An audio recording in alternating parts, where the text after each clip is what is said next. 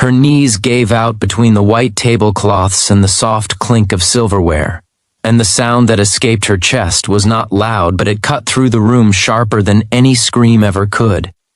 In that moment, as strangers turned their faces away, and a little girl froze beside a chair too big for her, the weight of an entire life seemed to collapse onto one trembling body. What would you do if the place meant for celebration became the place where your strength finally ran out? Would you stay standing out of pride, or would you let yourself fall and hope someone caught you? The restaurant sat just outside Charleston, the kind of old Southern dining room where chandeliers hung low and memories clung to the walls. Mark had not planned to be there that night. He had promised his daughter Hannah a quiet dinner after her piano recital, just the two of them, but a last-minute call from church volunteers had pulled them into a fundraiser instead. Mark knew how to navigate crowded rooms with a child in tow. He had been doing it alone for 6 years now. What he did not know was how fragile the evening already was before it broke open. Rachel had arrived dressed in red, not because she wanted to be seen, but because she had run out of safe colors. Black made her feel like she was attending her own funeral. Blue reminded her of the hospital room where her mother had died. Red was the only thing left that still felt alive. She had told herself she could sit through one dinner, smile politely, and prove to her sister that she was fine. People who say they are fine often mean they are barely holding themselves together with shaking hands and shallow breaths. Mark noticed her the moment she walked in, not because of the dress, but because of the way she paused, at the door as if bracing for impact. He recognized that look. He had worn it himself the first time he returned to church after burying his wife, standing in the parking lot with Hannah asleep on his shoulder, wondering if he had the strength to face familiar faces filled with pity. Grief has a posture, and once you have carried it long enough, you see it everywhere. The collapse happened quickly and slowly at the same time. One moment Rachel was standing beside her chair, her hand pressed lightly to her stomach, as if steadying herself. And the next her face folded inward, and she sank, chairs scraped, forks stilled. Hannah's small fingers tightened around Mark's sleeve. Mark did not think. He did not look around for permission. He stepped forward and lifted Rachel into his arms with a gentleness that surprised even him, as if she weighed nothing more than a memory. There were no words between them, because words often fail when pain is too heavy. Mark felt her breath hitch against his chest, felt the way her shoulders shook as if something deep inside was finally breaking free.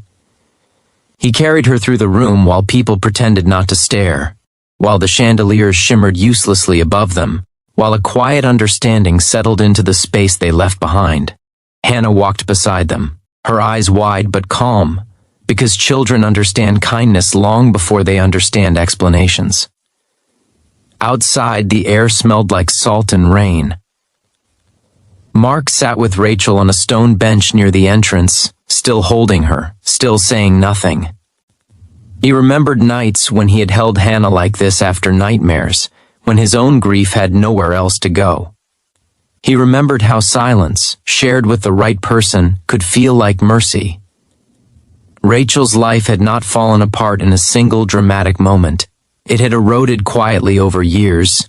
A failed marriage that ended not with shouting but with indifference. A job lost after too many days of smiling through panic attacks. A father who stopped calling because he did not know how to fix what he could not see. She had learned to minimize herself, to apologize for existing, to believe that needing help was a kind of weakness. That night, in a restaurant, full of polished strangers, her body had finally refused to keep the secret. Mark did not ask what was wrong. He did not offer solutions. He simply stayed. He listened to her breathing until it slowed, to the distant sound of waves until it reminded him that time still moved forward even when pain tried to stop it. When Rachel could finally sit up on her own, she looked at him with an expression that was not gratitude but disbelief, as if she had forgotten that strangers could be gentle without wanting anything in return. Hannah broke the tension by tugging at Mark's hand and offering Rachel a folded napkin she had decorated with small penciled hearts. In that simple gesture, something inside Rachel shifted. She had always believed that broken people frightened children away. Instead, A child had stepped closer. The days after that night unfolded quietly. Mark checked in through the church office, making sure Rachel had rides to counseling appointments she had been too afraid to schedule before. Rachel began volunteering in the nursery on Sundays, discovering that holding other people's babies steadied something restless in her chest.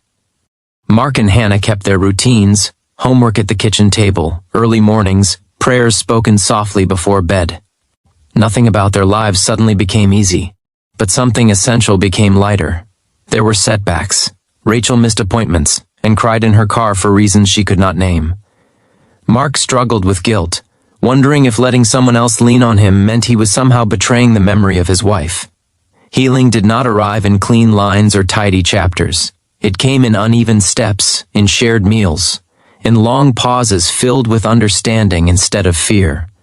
Months later, they returned to the same restaurant, not for a fundraiser but for a simple dinner. Rachel wore blue this time, not because it no longer hurt, but because she had learned she could survive the memories it carried. Mark watched her laugh with Hannah, watched how easily the child accepted change, and felt something like hope settle into his chest. It did not erase the past. It did not promise a painless future. It simply reminded him that life, even after loss, still held room for connection. If you have ever felt yourself breaking in a public place, wondering if anyone would notice or care, this story is for you. If you have ever been the one strong enough to lift someone else when they could not stand, this story is also for you. Sometimes the most powerful acts of love are the quiet ones, done without witnesses, without speeches, without conditions. Before the story ends, take a moment and tell us in the comments if you have ever experienced a moment when a stranger's kindness changed everything for you. And if this story reached something tender in your heart, please like, comment, share, and subscribe so more stories like this can find the people who need them most.